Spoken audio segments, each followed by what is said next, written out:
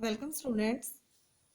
In the previous lesson, lesson 5th, the hundred dress is first, we learnt that Vanda had left the school because all the girls in the school made fun of Vanda. Today, we will discuss the second part of the lesson, the hundred dresses. This is the sixth chapter in our textbook. Let's start the lesson.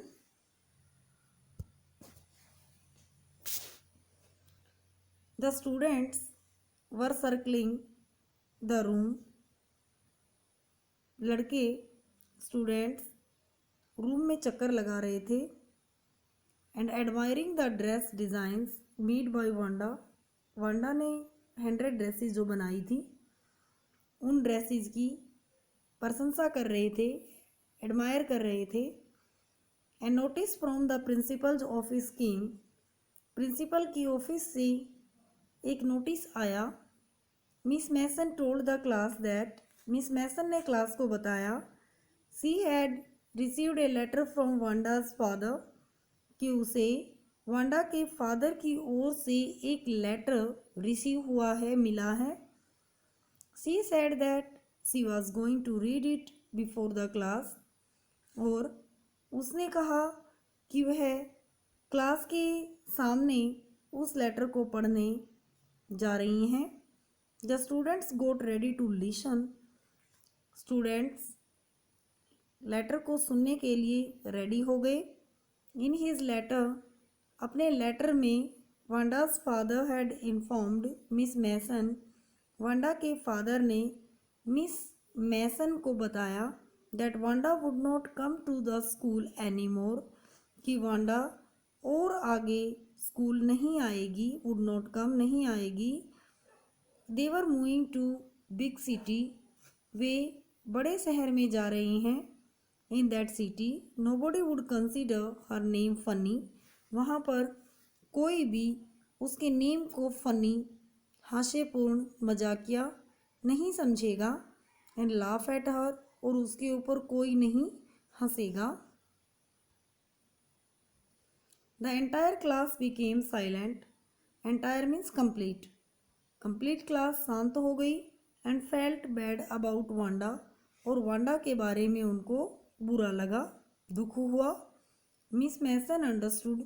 Miss Mason समझ गई their feelings, उनकी भावनाओं को. She told them.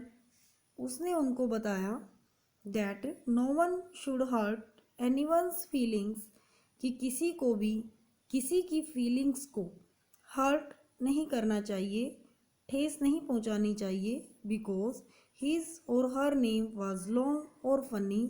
क्यों नहीं पहुंचानी चाहिए?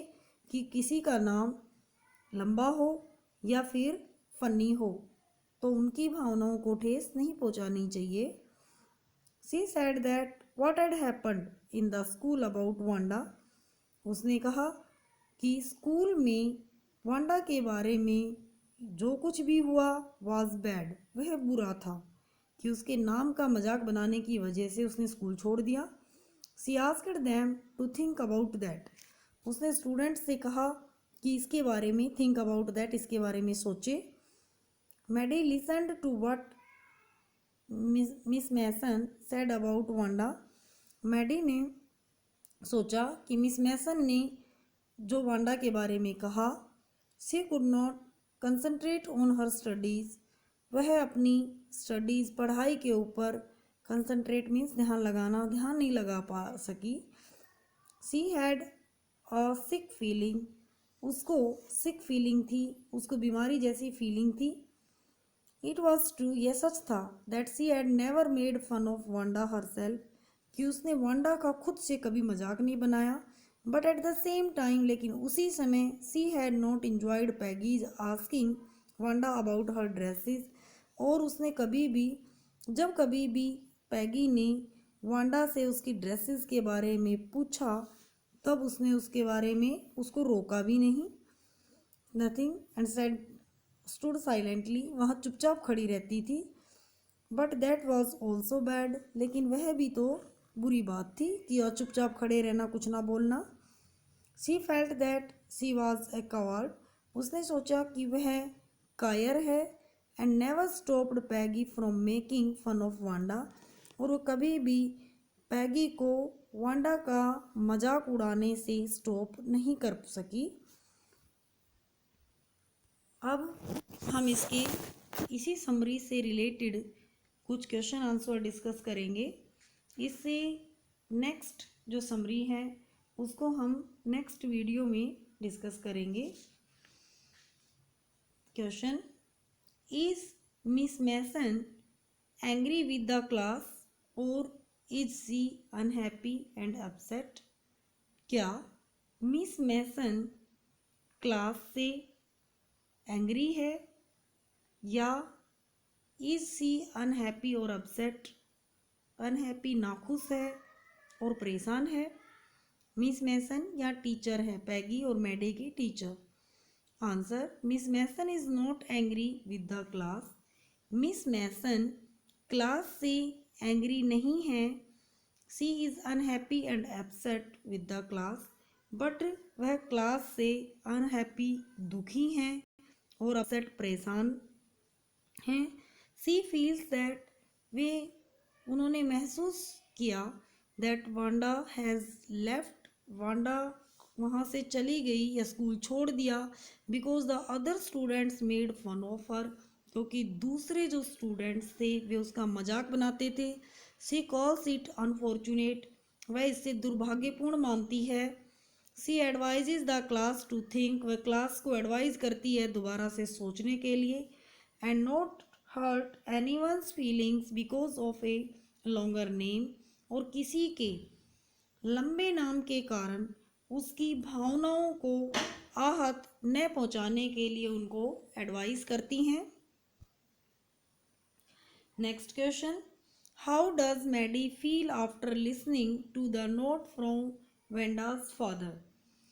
Wanda के father का नोट सुनने के बाद मैडी कैसा फील करती है? Maddie is very sad, Maddie बहुत ज़्यादा सैड है। सी फील्स ग्रेटली हर्ट, उसे बेहद हर्ट फील होता है, दुखी होती है।